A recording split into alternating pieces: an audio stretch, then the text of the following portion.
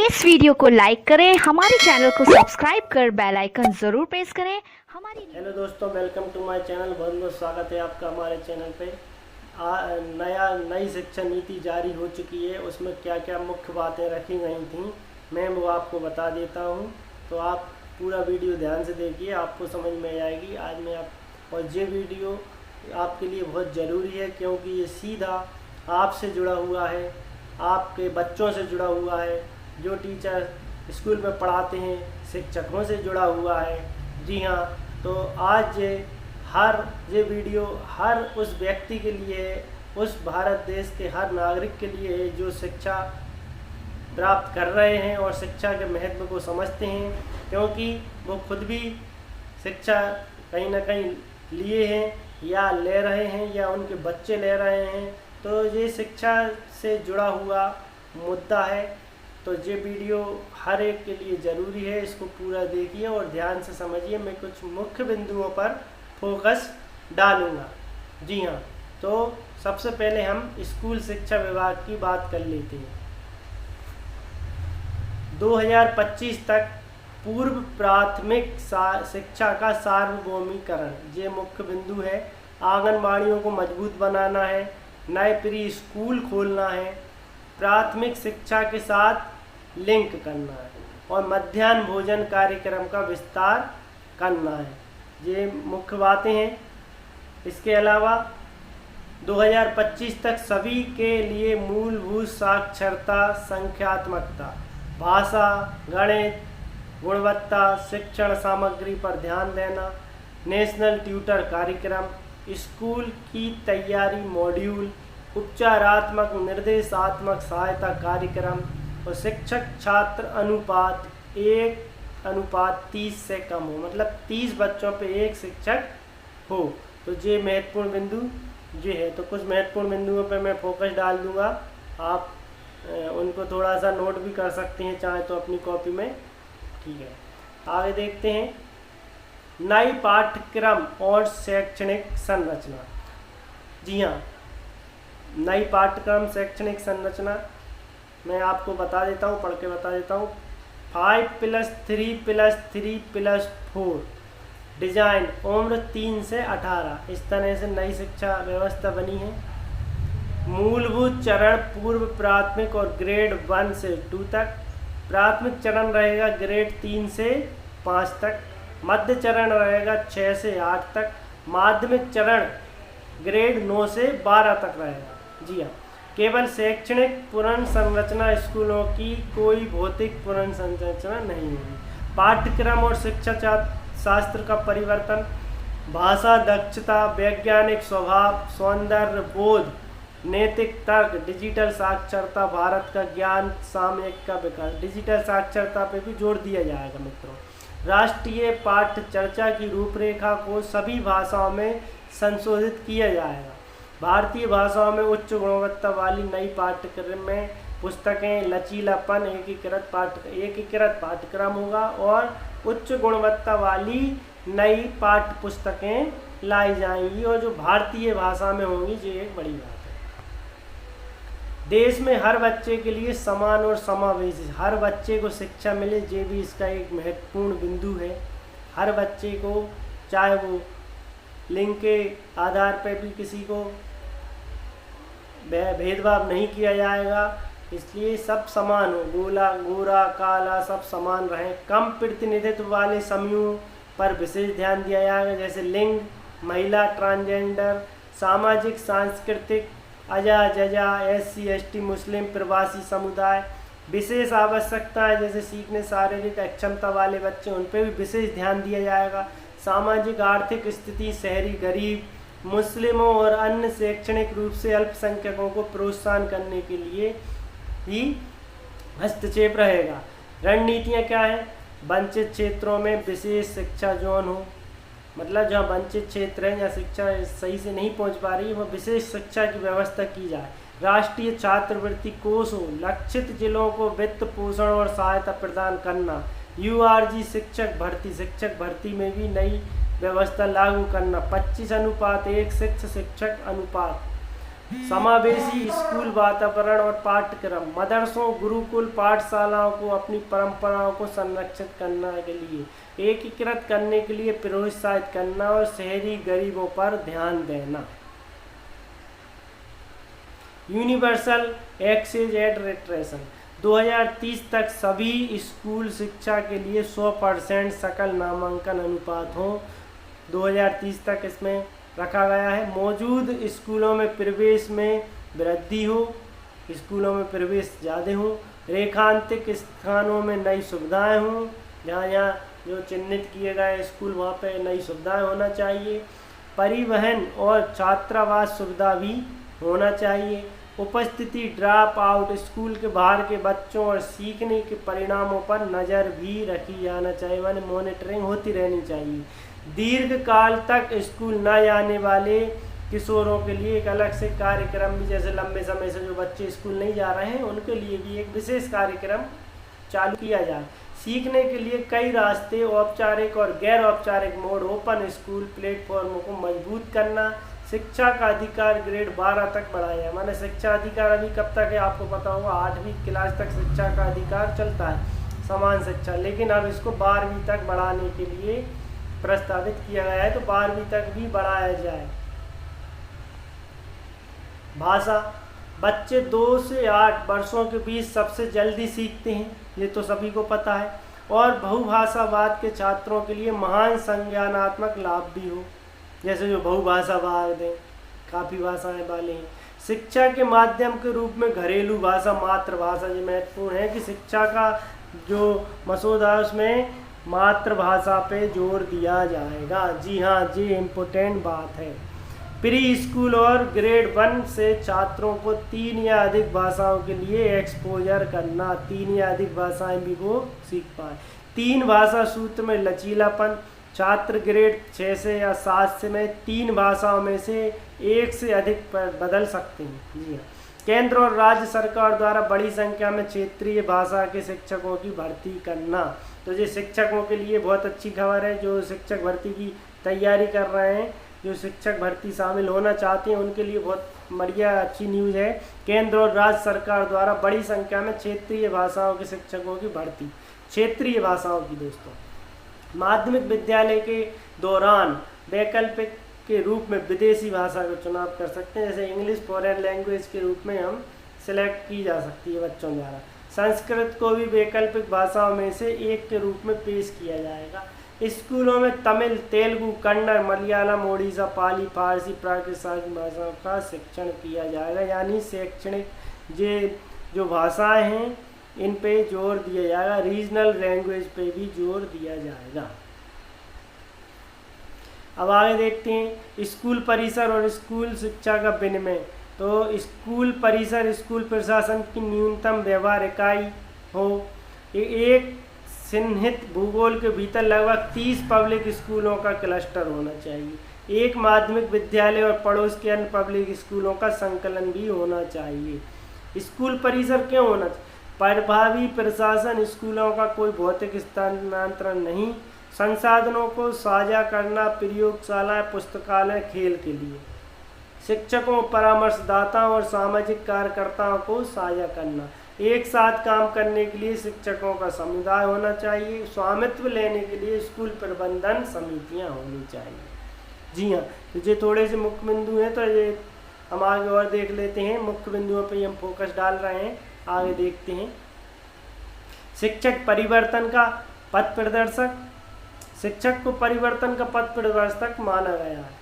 सक्रिय, संलग्न और सक्षम संकाय, तो अपन देखते हैं 2022 तक पैरा शिक्षकों की प्रथा को समाप्त करना, पर्याप्त भौतिक अवसंरचना शिक्षण संसाधन पीटीआर, पुनः डिजाइन किया गया शिक्षक पात्रता परीक्षा, साक्षात्कार और प्रदर्शन।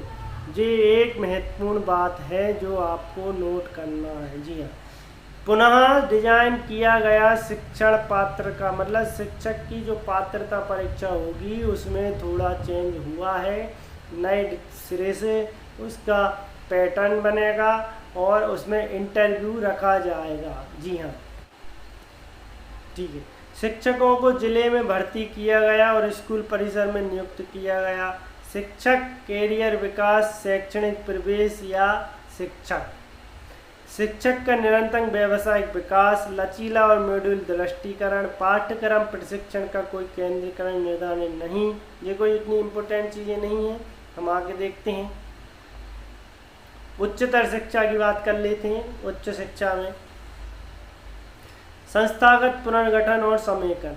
लगभग 15,000 बड़े बहुविषयक संस्थानों में 800 विश्वविद्यालयों और 40,000 कॉलेजों का एकीकरण हो जाएगा। ये एक मुख्य बिंदु है। अनुसंधान विश्वविद्यालय, अनुसंधान और शिक्षण 150-300 संख्या पर समान ध्यान केंद्रित। शिक्षण विश्वविद्यालय अनुसंधान के साथ शिक्षण पर प्राथमिक ध्यान। स्वायत्त डिग्री देने वाले कॉलेजों शिक्षण पर विशेष ध्यान देना। सभी HEL विषयों और क्षेत्रों में शिक्षण कार्यक्रमों के साथ बहुविषयक संस्थान बनने के लिए और वंचित भौगोलिक क्षेत्रों में उच्च गुणवत्ता वाले संस्थानों को प्राथमिकता। जी हाँ। और मिशन नालंदा और मिशन तक्षशिला भी जो एक इम्पोर्टेंट बिंदु रखा गया है। MN समान क्षेत्रीय वितरण के साथ 2030 तक कम से कम 100 टाइप 1 और 500 टाइप HEL कार्य करती हैं। जी ये कोई इतनी इम्पोर्टेंट बात नहीं है। हम आगे देखते हैं, हमारे लिए क्या जानना जरूरी है। उच्च गुणवत्ता की उदार शिक्षा की ओर कई विकास विकल्पों के साथ 3-4 साल की स्नातक की डिग्री, 4 साल का कार्यक्रम उदार कला शिक्षा के स्नातक मेजर और माइनर्स, 3 वर्षीय कार्यक्रम स्नातक की डिग्री, 2 साल के उन्नत डिप्लोमा, 1 साल के प्रमाण पत्र के साथ निकास, 3 और 4 दोनों साल के कार्यक्रम, अनुसंधान कार्य के साथ ऑनर्स की डिग्री, लचीला मास्टर डिग्री प्रोग्राम, 3 साल स्नातक की डिग्री वाले लोगों के लिए 2 साल। जी देखिए, ऑनर्स उपाधि के साथ 4 साल की स्नातक डिग्री वालों के लिए सिर्फ 1 वर्ष रहेगा। 5 साल का एकीकृत कार्यक्रम होगा। कल्पनाशील और रचीला पाठ्य संरचना होगी। अध्ययन के विषयों पर रचनात्मक संयोजन होगा। एकाधिक निकास और प्रवेश बिंदु होंगे। स्नातकोत्तर और डायरेक्टर शिक्षा अनुसंधान आधारित विशेषज्ञता प्रदान करते हैं। ये मुख्य बिंदु। उच्च शिक्षा शासन और विनिमय। देखिए, मानक सेटिंग, वित्त पोषण, मान्यता और विनिमय स्वतंत्र निकाय रहे। हल्का किंतु घाना विनिमय रहे। तो ये इतने इम्पोर्टेंट चीज़ें नहीं है इसमें। इम्पोर्टेंट मैं आपको देख लेता हूँ। आगे बढ़ते हैं। उच्च शिक्षा में स्वायत्तता। सभी उच्च शिक्षा संस्थान स्वायत्तता स्वशासी संस्थाएं बने। उच्च शिक्षा संस्थानों को स्वतंत्र समितियों द्वारा पूर्ण शैक्षणिक और प्रशासनिक स्वच्छता के साथ शासित किया जाना है। बाहरी हस्तक्षेप समाप्त होना चाहिए। मतलब राजनीतिक हस्तक्षेप, बाहरी हस्तक्षेप संस्थाओं में समाप्त होगा। कार्यक्रम शुरू करने और चलाने के लिए पाठ्यक्रम, छात्र की क्षमता और संसाधनों की आवश्यकता निर्धारित होना। संबंधितता, संबंध महाविद्यालयों को उपाधि देने वाले स्वायत्त महाविद्यालय के रूप में विकसित करना। संबंध विश्वविद्यालय एक जीवंत बहुविषयक संस्थान के रूप में विकसित होंगे। ठीक है, आगे बढ़ते हैं। अध्यापक के लिए भी ये एक महत्वपूर्ण चीज़ है। जो शिक्षक हैं वो इस चीज़ को बहुत अच्छे से ध्यानपूर्वक सुने और अपनी कॉपी पे या नोट करें या ध्यान से सुने तो आपको समझ में आ जाएगा। अध्यापक और व्यावसायिक शिक्षा को उच्च शिक्षा में एकीकृत करना। अध्यापक की शिक्षा भी जरूरी है। अध्यापक की शिक्षा उच्च स्तरीय हो, गुणवत्तापूर्ण हो। बहुविषयक संस्थानों में 4 वर्षीय एकीकृत शिक्षा स्नातक हो। वर्तमान 2 वर्षीय B.Ed पाठ्यक्रम 2030 तक जारी रहेंगे। 2030 के बाद केवल 4 वर्षीय शिक्षक शिक्षा कार्यक्रम चलाने वाले संस्थान 2 वर्षीय कार्यक्रम चला सकते हैं। ठीक है, जिनने 4 वर्ष तक 2030 के बाद जिनने 4 वर्ष तक शिक्षक शिक्षा कार्यक्रम चलाए हैं उन संस्थानों को 2 वर्षीय कार्यक्रम चलाने की अनुमति रहेगी, पात्रता रहेगी। घटिया और निष्क्रिय शिक्षक संस्थाएं बंद कर दिए जाएंगे। कई लोग व्यवसाय कर रहे हैं, सही से पढ़ा नहीं रहे हैं तो वो बंद होंगे क्योंकि गुणवत्ता उसमें नहीं हो रही है। उच्च शिक्षा प्रणाली के अभिन्न अंग के रूप में व्यावसायिक शिक्षा रहेगी। तो ये एक महत्वपूर्ण बिंदु है। व्यावसायिक या सामान्य शिक्षा प्रदान करने वाले सभी संस्थानों को 2030 तक पाठ्यक्रम चलाने वाले संस्थानों के रूप में व्यवस्थित रूप से विकसित होना चाहिए। व्यवस्थित होना चाहिए वो जो कर रहे हैं। जी, इष्टतम शिक्षण वातावरण, छात्र सहायता, ODL, अंतर्राष्ट्रीय शैक्षणिक प्रौद्योगिकी, राष्ट्रीय उच्चतर शिक्षा योग्यता का फ्रेमवर्क, परिणाम आधारित और साख आधारित, प्रभावी शैक्षणिक प्रथाओं के माध्यम से सीखने के अनुभवों को उभारना, छात्रों का मूल्यांकन केवल शैक्षणिक पहलुओं के आधार पर न कर समिति की क्षमताओं पर निर्भर रहेगा। ओपन और डिस्टेंस लर्निंग का विस्तार होगा। ओपन सोर्सेज से जो पढ़ नहीं पाते हैं वो ओपन और डिस्टेंस के माध्यम से पढ़ेंगे, जो मुख्य बिंदु है। मैं आपको मुख्य बिंदु बोल देता हूँ, आप उनको नोट कर सकते हैं। शिक्षा का अंतर्राष्ट्रीयकरण सुगम बनेगा, इंटरनेशनलाइजेशन होगा। इसके लिए शिक्षा में प्रौद्योगिकी होगी। वंचित समूहों तक शैक्षिक पहुंच को बढ़ाया जाएगा। शिक्षक जो वंचित समूह हैं, जैसे SC ST जो वंचित हैं, जिनको शिक्षा नहीं मिल रही है, उन तक बढ़ाया जाएगा। शिक्षा योजना प्रशासन और प्रबंध भी रखा जाएगा, मॉनिटरिंग रखी जाएगी। राष्ट्रीय शैक्षिक प्रौद्योगिकी फोरम एक स्वायत्त नियम, प्रौद्योगिकी के उपयोग, तैनाती पर निर्णय की सुविधा रहेगी। शैक्षिक डेटा का राष्ट्रीय भंडार होगा। डेटा एक तैयार किया जाएगा। संस्थानों, शिक्षकों और छात्रों के सभी रिकॉर्ड का रखरखाव रखा जाएगा, जो एक बहुत महत्वपूर्ण बिंदु है। नेशनल रिसर्च फाउंडेशन ARRE स्वायत्त निकाय संसद के एक अधिनियम के माध्यम से स्थापित होंगी। रुपये 20,000 करोड़ का वार्षिक अनुदान मिलेगा। अगले दशक में उत्तरोत्तर वृद्धि होगी। फाउंडेशन के काम के दायरे में शामिल होंगे। एक प्रतिस्पर्धी सहकर्मी समीक्षा आधारित प्रक्रिया के माध्यम से सभी विषयों में अनुदान होंगे।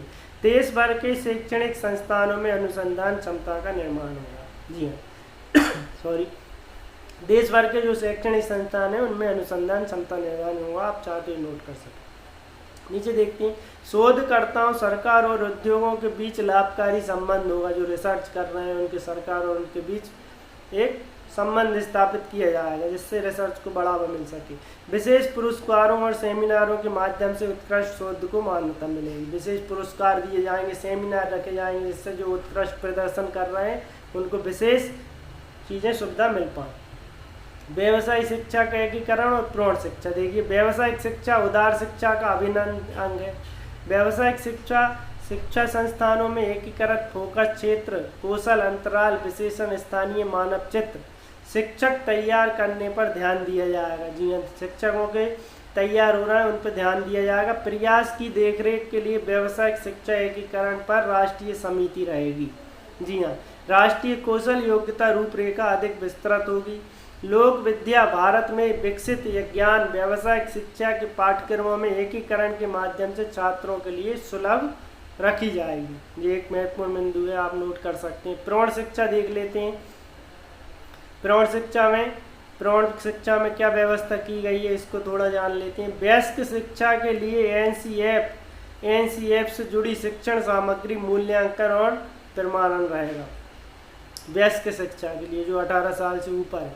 वयस्क शिक्षा केंद्र के कैडर और राष्ट्रीय वयस्क शिक्षा ट्यूटर्स कार्यक्रम के माध्यम से प्रशिक्षक बनाए जाएंगे जो ट्रेनिंग दे सकें। मौजूदा तंत्र ने प्रतिभागियों की पहचान करने के लिए लाभ उठाया।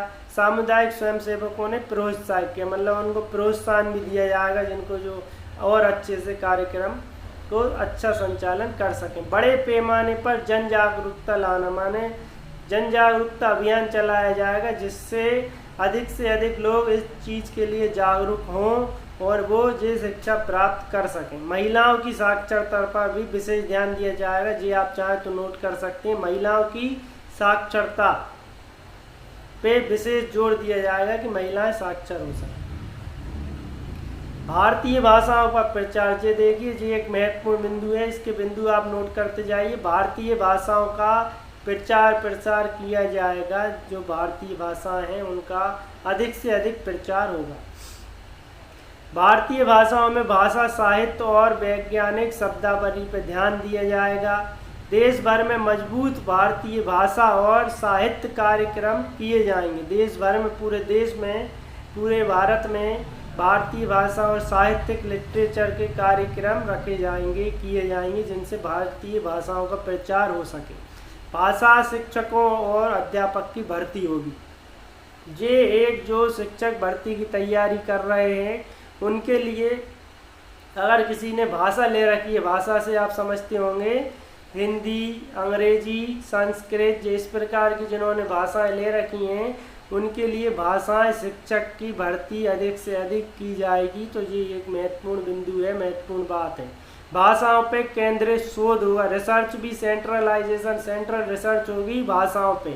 शास्त्रीय भाषाओं और साहित्य को बढ़ावा देने के लिए मौजूदा राष्ट्रीय संस्थानों को मजबूत किया जाएगा। मतलब शास्त्रीय जो भाषाएं हैं और साहित्य को भी बढ़ावा दिया जाने के लिए मौजूदा राष्ट्रीय संस्थान हैं, जो राष्ट्रीय संस्थान है, उन पे जोर दिया जाएगा, उनको और मजबूत किया जाएगा। अब देखिए, जो विज्ञान की बात कर लेते हैं, वैज्ञानिक और तकनीकी शब्दावली आयोग के लिए अधिदेश को नए सिरे से और विस्तारित किया जाएगा। विज्ञान की वो बढ़ाई जाएगी, मतलब वैज्ञानिक स्तर पे भी काफ़ी सुधार किए जाएंगे। वैज्ञानिक को भी, विज्ञान की चीज, विज्ञान भाषा को भी और विज्ञान विषय को भी बढ़ावा दिया जाएगा, रिसर्च के क्षेत्र में भी और अध्ययन के क्षेत्र में भी। राष्ट्रीय शिक्षा आयोग, राष्ट्रीय शिक्षा आयोग में क्या क्या महत्वपूर्ण है? राष्ट्रीय शिक्षा आयोग या राष्ट्रीय शिक्षा आयोग सर्वोच्च निकाय क्या होगा? राष्ट्रीय शिक्षा आयोग सर्वोच्च निकाय होगा, सभी प्रॉब्लमों का एक सॉल्यूशन जिसे बोल सकते हैं। प्रधानमंत्री की अध्यक्षता में गठित किया जाएगा, ये प्रधानमंत्री जी की अध्यक्षता में गठित होगा। मानव संसाधनों विकास मंत्रालय के रूप में शिक्षा मंत्रालय के रूप में नया स्वरूप दिया जाएगा। मतलब मानव संसाधन विकास मंत्रालय का नाम बदल के नया शिक्षा मंत्रालय नाम रख दिया जाएगा, जैसा कि अभी शिक्षा नीति में रख दिया गया है। केंद्रीय शिक्षा मंत्री उपाध्यक्ष के तौर पर दिन प्रतिदिन मामलों की जिम्मेदारियां सीधी निभाएंगे, सीधी देखेंगे। नीचे देख लेते हैं मुख्य बिंदु। राज्य शिक्षा आयोग पर राज्य शिक्षा आयोग का गठन भी कर सकते हैं। जो राज्यों को छूट दी है कि वो राज्य शिक्षा आयोग का गठन भी कर सकते हैं। वित्त पोषण की क्या क्या शिक्षा रहेगी ये देख लेते हैं व्यवस्था में। केंद्र और राज्य सरकारों द्वारा सार्वजनिक निवेश में वृद्धि 10 वर्ष की अवधि में कुल सार्वजनिक व्यय का 20% रहेगा। मुख्य संज्ञान क्षेत्र, जो मुख्य क्षेत्र रखे हैं वो क्या क्या रहेंगे? बाल शिक्षा का विस्तार और सुधार, बालकों की शिक्षा पे, जो बाल शिक्षा है उन पर जोर दिया जाएगा। मूलभूत साक्षरता, स्कूल परिसरों की पर्याप्त और उपयुक्त पुनर्स्थापना होगी, मतलब स्कूल के रख रखाव अच्छा होना चाहिए। भोजन और पोषण, नाश्ता, दोपहर का भोजन अच्छा उच्च क्वालिटी का हो। शिक्षक शिक्षा और शिक्षकों का सतत व्यावसायिक विकास हो। कॉलेजों और विश्वविद्यालयों के शोध को पुनर्जीवित करना, कॉलेजों में और विश्वविद्यालयों में जो शोध हो रहे हैं, जो रिसर्च हो रहे हैं, वो अभी उतनी उच्च क्वालिटी की कहीं कहीं नहीं हो रही, तो उनको पुनर्जीवित करके अच्छी उनमें गुणवत्ता में सुधार करना। शिक्षा के व्यवसायीकरण पर बंद करो, मतलब शिक्षा का व्यवसायीकरण बंद होना चाहिए। लोगों ने इसे बिजनेस बना लिया तो पूरा बंद होना चाहिए। सार्वजनिक शिक्षा में पर्याप्त निवेश होना चाहिए। तो ये महत्वपूर्ण चीज़ें थीं। तो आपका ये सुनने के लिए बहुत बहुत धन्यवाद। ये महत्वपूर्ण बिंदु थे और मैंने आपको एक एक क्रमबद्ध तरीके से बिंदु बता दिए हैं। आप उनको नोट कर सकते हैं अपनी कॉपी में, और क्योंकि ये सभी से जुड़ा हुआ मसला है, आप बच्चों से, आपके बच्चों से, परिवार से, पढ़ाई के शिक्षा से जुड़ा हुआ मुद्दा है। पूरे भारत के हर परिवार के लिए ये एक बहुत ज़रूरी वीडियो है, तो इसको आप ज़रूर देखें और शेयर करें। वीडियो पसंद आए तो वीडियो को लाइक और चैनल को सब्सक्राइब करना ना भूलें। बहुत बहुत धन्यवाद।